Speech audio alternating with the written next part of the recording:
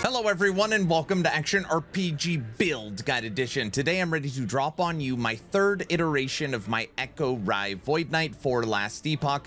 Unequivocally the strongest build I have played for Season 2, currently sitting at 1625 corruption. It's an absolute monster. As always, I will show you every single facet of the build. Everything is timestamped in the description below if you need to bounce around. Let's not waste any time and jump right into this. Starting off with some gameplay. Now what you're looking at right now, and you can see this in the purple text on the right hand side, this is 1625 corruption. It is an absolute monster. I also want to start stating that all of my builds, including this one, are on the online client. So we're not playing offline or anything, so you can know you can trust the gameplay that you are looking at. The skills we are using for this third iteration of Echo Rive is Rive, and we're a Void Knight, so go figure, we are echoing our Rive. We're using Anomaly, and this is something that you will manually trigger. Symbols of Hope, this is automatic. Orbs, this is automatic. And then we're using Healing Hands that is also automated. You never have to worry about clicking it. So not only is this build unbelievably strong and tanky, but also 3 of the skills you never have to click a button for it. Now you will notice that Healing Hands is not on my bar, and you could choose to use Healing Hands as your movement skill. It's actually how I have it spec'd, but I actually prefer an unspec'd lunge, just being able to jump from pack to pack, and it has less of a cooldown, so you could actually use it more often. But that is a total personal preference. You can use Healing Hands as your movement skill or lunge. Either of them work. And even at 1625 corruption, you see we just absolutely crush. Check out some single targets. We are now on the Spirits of Fire timeline. And again, on the right-hand side, you will see 1625 corruption. We are tearing through these bosses because I want to show you the 1600 corruption Harbinger fight.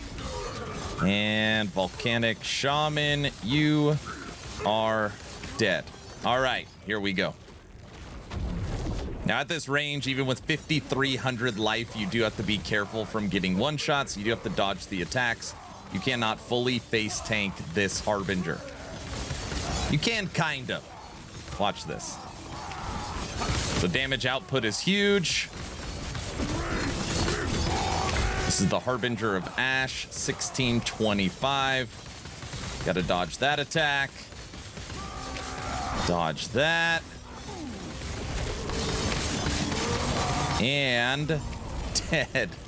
Unbelievable. Let me show you Aberoth. Now, as you probably guessed, this fight is going to be very silly. You don't have to worry about any mechanics. You don't have to worry about dodging anything. The Pinnacle boss, Aberoth, you could just face tank all the abilities, and you will kill him very, very fast. Already half life as he's moving through his phases. And all I'm doing is triggering Anomaly. And then we do have a Nihilus Amulet on, so I'll evade to build Frenzy if I need it. For added attack speed. Final phase. Just crushed. And Aberoth is dead. Let me show you how to recreate this build. So now let's break down the skills, starting with our damage dealer, Rive, and I'll try and point you in the right direction on what nodes you want to take first. Now, first thing you want to do is come top left here, and you want to unlock the Temporal Warrior. What this is going to do is convert Rive to Void, and this is the new node for Season 2. Next thing you want to do is come down and take all these nodes, boosting your multiplicative damage on your third strike, and give you kill threshold, which is so great. It just makes the build that much smoother that every enemy, including bosses, you have a built-in 15% kill threshold. Last but not least, you're going to come to left here and take Bound Weapon. And what this is going to do is give you multiplicative damage and armor stacking when you hit a rare enemy or a boss, or when you kill an enemy. So you kind of gain momentum as you are using Rive, and you get stronger and stronger. It is very, very nice. Moving over to Healing Hands. And for Healing Hands, first thing you want to do is take these 4 points right here, Cleric's Hammer, and this is going to automate the skill that when you use Rive, you will automatically use Healing Hands. You're then going to come down here to the right and turn it into a melee attack. You're then going to come up here and boost all the melee attack nodes. You're then going to make it free so you don't have to worry about mana. And then the remaining points are kind of up to you. If you like Healing Hands as a movement skill, you can come and take Chariot, and then you can come over here and take Sun Shroud where you're immune while moving. Again, I like using Unspec'd Lunge, but if you like Healing Hands as a movement, you would take these two nodes. I just went in and grabbed the Divine Barrier and Light, and then 1 point in the Fallen. This doesn't give you a ton of ward. Testing it at the training dummies, I could cap out at about 900 ward, which is not nothing, but it's obviously not a huge amount of ward. But that's what I take, is just some added sustain. Moving over to Devouring Orbs, first thing you want to do is come down and snag this node, Abyssal Rush. This makes it where you auto-cast while moving. You're then going to come up and take Global Multiplicative Void damage. You're going to take Abyssal Juggernaut, which is going to give you Void Essence. You're going to come up this way, and you're going to get Abyssal Emission. This is Devouring Orbs cast Abyssal Orbs. And then on here, you're going to get Void Res Shred and Slow Chance. You're then going to pop down and take Sightless Star, consume only half the amount chance. And then the final points will go right here into Torrent. Moving over to the newly redesigned Symbols of Hope. First thing you want to do is come to the left and boost your damage, crit chance, fire, and then convert it, of course, to Void. You're then going to come to the right and get Endurance Threshold, Cooldown, and an extra symbol. And if you have enough points, which I did, I came down and grabbed an additional maximum symbol. If you don't have 24 points into Symbols of Hope, I would stack all the remaining points on Endurance Threshold. Last but not least, Anomaly. An Anomaly has a couple of important nodes. First thing you want to do is come right here and make it where Anomaly effects trigger instantly. You then want to come down to Time Bubble on cast and make it where you cast Time Bubble on yourself. What this is going to do is it's going to boost your critical strike chance. You also want to boost your attack speed. And lastly, you want enemies to take more void damage. Those are the skills. So now let's talk passives. At time of recording, I am level 100, so we have all of our passive points. And just know the new Sentinel trees are so nice that there's just so much good stuff that we want, but you can't take everything. So let's look at the base Sentinel tree. We have 8 into Fearless for Vitality, 2 into Juggernaut for Strength and Resistances, 5 into Armor Clad for less damage taken, and then 5 into Charge. Now, if you're not using your movement skill very often, these 5 points can be totally moved around. You can go into Strength and Resistance, you can go into base damage and stun, you can go into mana and health gain as far as leech. The options are yours. I just like using lunge all the time, so I took Valiant Charge. Moving over to Paladin, we put 5 into Defiance and 10 into Valor to unlock Symbols of Hope. Again, you could pull points out of Valor and put it into Defiance if you need more mana for attunement or you need more resistances. Moving over to Void Knight, where we have 73 points allocated, and again, I wish I had 200. We have 5 into Endurance. This is life resistances and less damage taken. We're boosting our base void damage for Rive.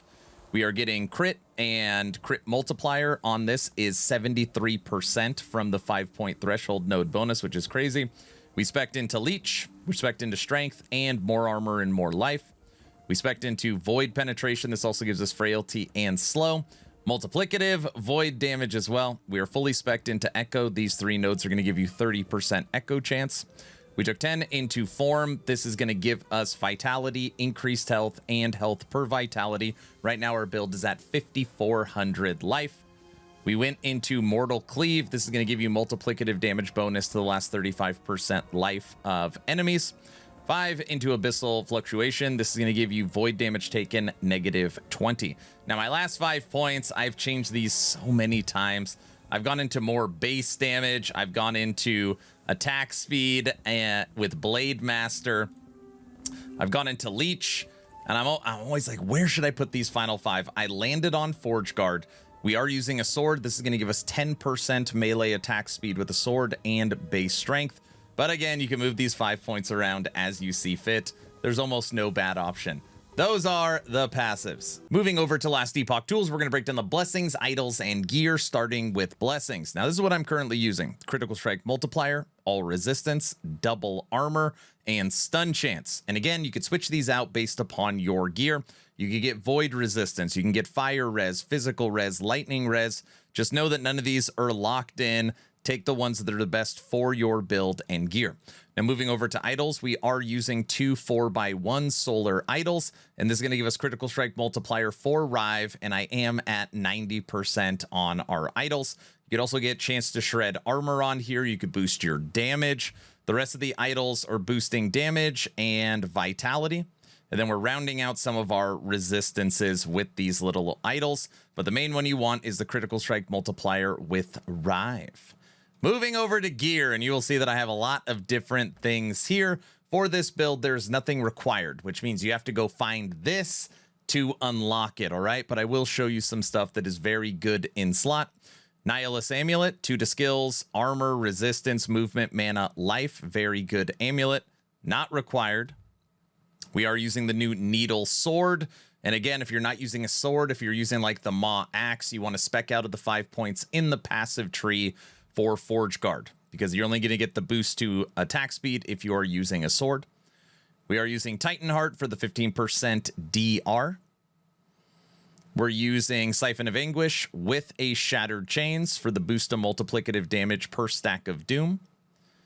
We're using a Weaver of the Erased Sentinel. This is armor. Armor mitigation applies the damage over time, and 1/2 Sentinel skills. The rest are all exalted items. Great Helm. Citadel Boots. Eternal Gauntlets. And we're using an Opal Ring. Now, people have asked me, yes, this gear is great, but I want really, really good gear. Well, if you switch over to this guide right here, Immortal Vise, as far as the new pair of gloves, Uber Drop. Shattered Worlds, Relic, Uber Drop. Null Body Armor. And then again, this is a regular Aberoth drop. And then we're still using the Nihilus Amulet. Also on here, currently on the build you saw in-game, I am using a 3 LP Orin Sun Seal. And this isn't like a crazy item. It's just I happened to get one that was 3 LP. So that's what I was using. So if you're looking something a little more advanced, you can use multiple of these Aberoth drops. That is the gear. So now let's talk leveling. This is not a leveling guide, but kind of get you pointed in the right direction so you can blast the campaign. Now, you guessed it. It doesn't matter if I'm a Void Knight, Forge Guard, or a Paladin. I like using Rive. The skill is just so good, has so many use cases. I love it. Now, what I would use is this tree right here. And this is going to boost your attack speed. It's going to pull enemies in. And more importantly, it's going to give you kill threshold. That way, when you're killing enemies and rares and champions and bosses throughout the campaign, you will just tear through them and you don't have to worry about that last 15% life. Now, the second skill I take is a choice, all right? For me, I take Lunge and I spec into Warrior's Renewal. That way, I can literally lunge at free will whenever I want because Rive resets the lunge charge, which is awesome. I know a lot of people don't like lunge. I'm one of the few people that really enjoy it. So you could always take Shield Rush, and you come over here and you could remove the requirement for a shield. That way you could just have a traversal skill to fly through the campaign. Now, the next 2 skills I take is Healing Hands, and yes, I take Cleric's Hammer and turn it into a melee attack. So you can kind of build this build from the very beginning as an added automated melee attack that you don't have to worry about. And then the 4th skill is Symbols of Hope, and I come up here and boost damage and critical strike chance. So again, Rive, Lunge or Shield Rush, Healing Hands, and Symbols of Hope. You will fly through the campaign. All right, everyone, that's the build guide. What do you think of my new and improved Echo Rive Void Knight? Is there anything I missed? Is there anything I can do to take this to the next level? Let me know your thoughts in the comment section below. Please like, share, and subscribe. Of course, only if you think I've earned it. If I haven't earned it, I'm going to work harder for you. Right now, we're at 99,000 subs on the push for 100,000, so that sub really means the world. Last but not least, don't forget to check out actionrpg.com, my newly launched alpha website. Creators like myself, The Curse, Babbling Bike, Frozen Sentinel are on there. We news, event calendar. Every 10 days, we have a meeting with the designers and coders, and the website is really going to turn into something special as time goes on. You will see. I'm done. Hopefully you were entertained or at least learned something. Aaron, out.